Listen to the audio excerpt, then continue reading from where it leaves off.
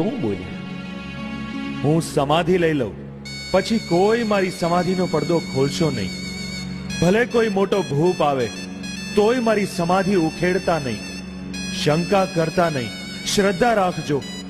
જ્યાં ધોળી ધજા, ઘીની જ્યોત અને ગુગળનો ધૂપ થશે ત્યાં મારી પૂજા ગણાશે. બોલો રામદેવ પીરની હરિઓમ, બોલો હિંદવા પીરની હરિઓમ.